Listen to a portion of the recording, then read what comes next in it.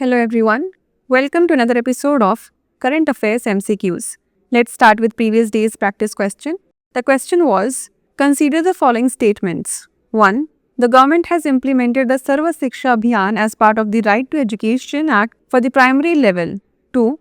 The government has extended the SSA to secondary education through the Rashtriya Madhyamik Shiksha Abhiyan.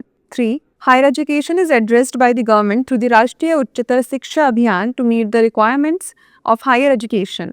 How many of the statements given above is or are correct? Only one, only two, all three, none. The correct answer is option C, all three. The government has implemented the Sarva Shiksha Abhiyan as part of the Right to Education Act for the primary level, hence statement 1 is correct. The government has extended the SSA to secondary education through the Rashtriya Madhyamik Shiksha Abhiyan, hence statement 2 is correct. Higher education encompassing undergraduate, postgraduate and MPhil or PhD levels is addressed by the government through the Rashtriya Uchchatar Shiksha Abhiyan to meet the requirements of higher education, hence statement 3 is correct.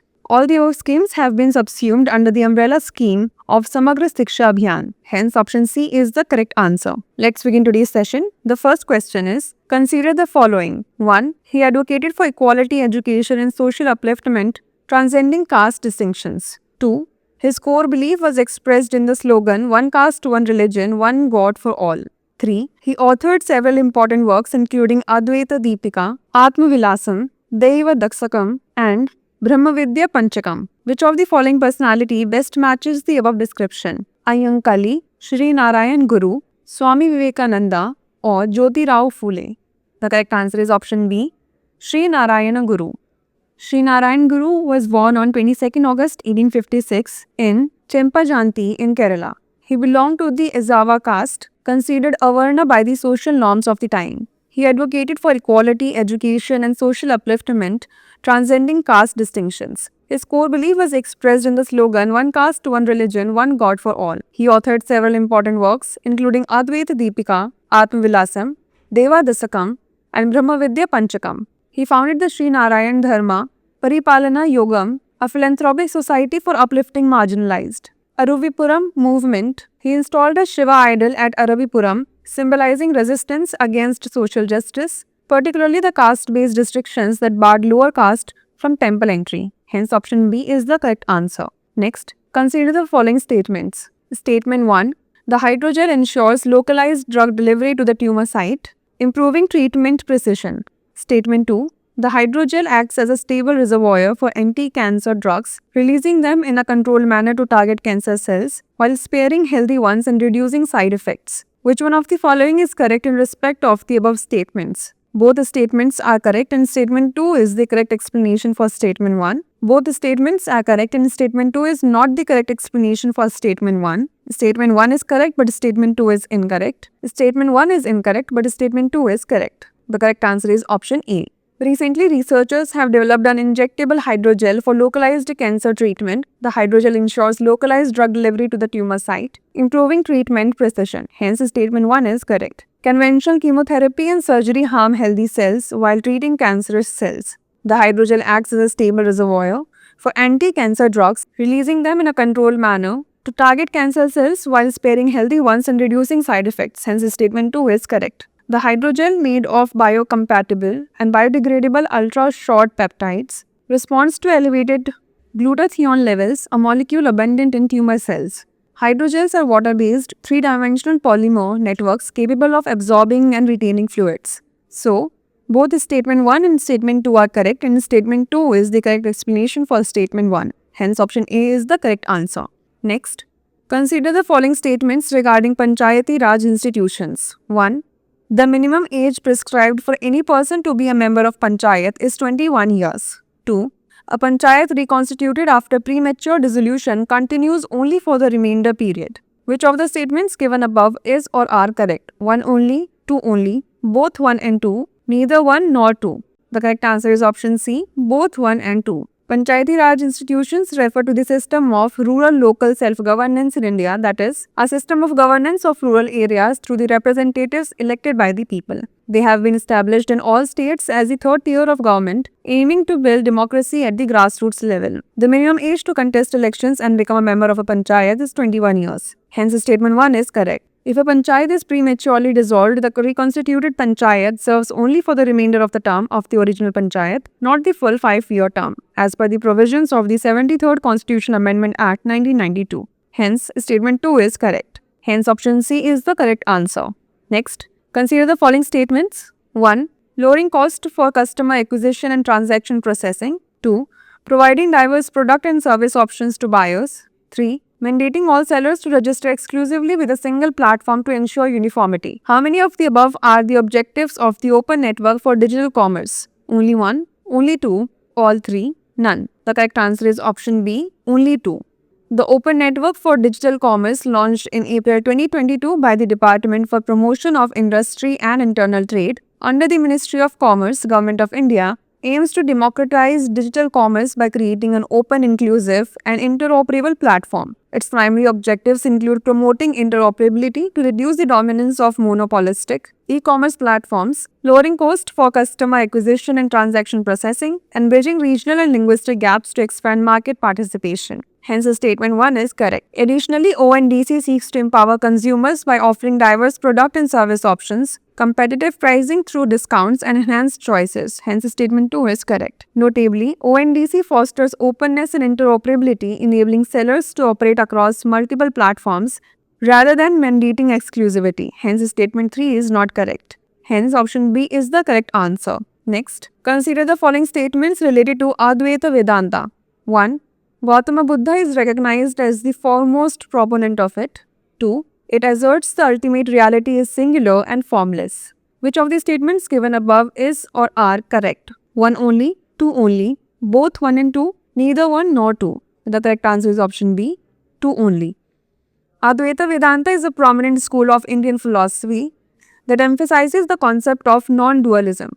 It was systemized by Adi Shankaracharya and is rooted in the teachings of the Upanishads. Hence, statement 1 is not correct. It posits that the ultimate reality is singular, formless, and non-dual, transcending all distinctions. Hence, statement 2 is correct. The individual self is identical to Brahman, and liberation is achieved through the realization of this oneness. Hence, option B is the correct answer. Next, consider the following statements. Statement 1. Around 70% of the world's lithium reserves are concentrated in the lithium triangle of Argentina, Chile, and Bolivia. Statement 2. Producing an electric vehicle is significantly more energy intensive than manufacturing a traditional internal combustion engine vehicle. Which one of the following is correct in respect of the above statements? Both the statements are correct and statement 2 is the correct explanation for statement 1.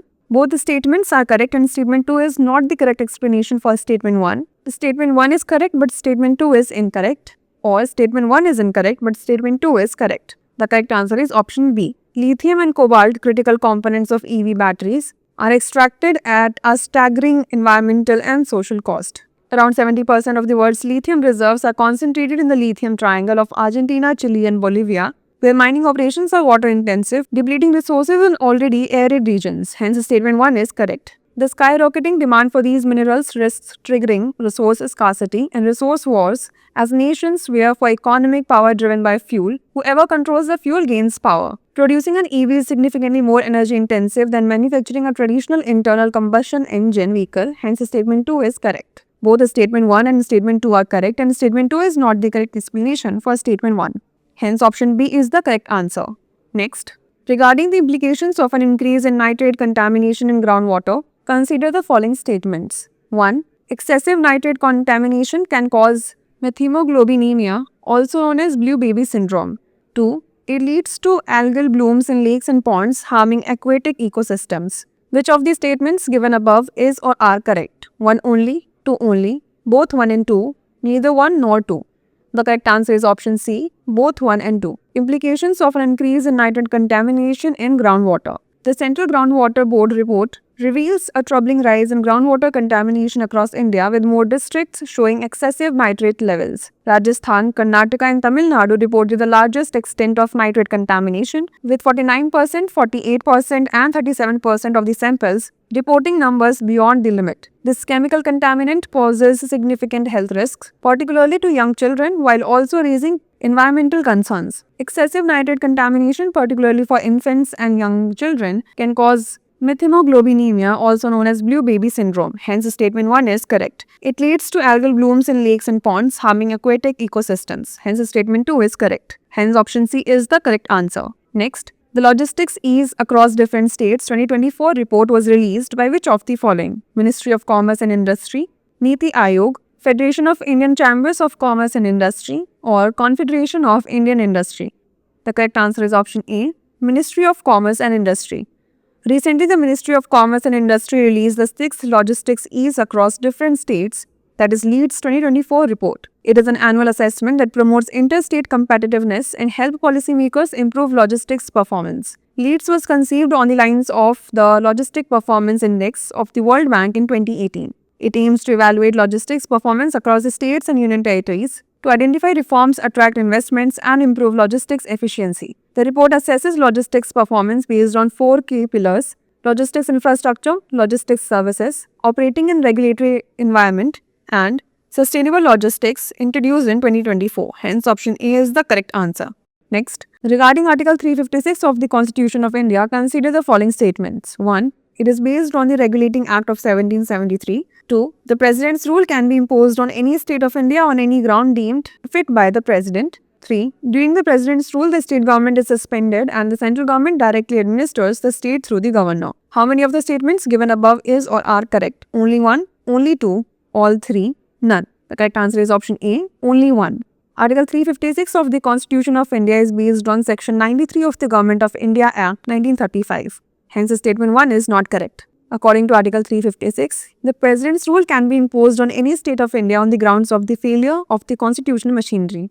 Hence, statement 2 is not correct. During the President's rule, the state government is suspended and the central government directly administers the state through the governor. Hence, statement 3 is correct. Parliamentary approval is necessary for imposing the President's rule, and it should be approved in both houses of Parliament within 2 months through a simple majority. Initially, the President's rule is for 6 months and can be extended for up to 3 years with parliamentary approval every 6 months. Hence, option A is the correct answer. The last question is, regarding the insolvency laws in India, consider the following statements. 1. The Indian Insolvency Act of 1848 was introduced as the first insolvency law to address domestic insolvencies. 2. The Presidency Towns Insolvency Act 1909 applied to Calcutta, Bombay and Madras only. 3. The Provincial Insolvency Act 1920 governed insolvencies in Mofussil regions. How many of the statements given above is or are not correct? Only 1, only 2, all 3, none. The correct answer is option D, none. Under the British Raj, India faced significant challenges in managing financial failures and cross-border commerce. To address domestic insolvencies, the Indian Insolvency Act of 1848 was introduced as the first insolvency law.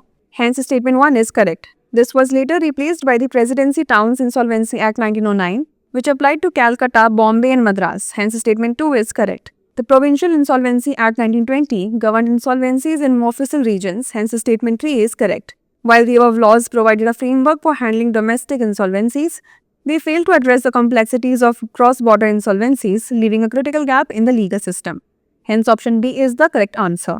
Now it's time for the practice question. Consider the following: Iradi Committee 2000, Mitra Committee 2001, Irani Committee 2005. Which of the following fields best matches the above description? Educational reforms, insolvency and bankruptcy reforms, insurance sector reforms, none of the above. Send the answer to this question in the comment section. Stay tuned for the next episode. Thanks for watching.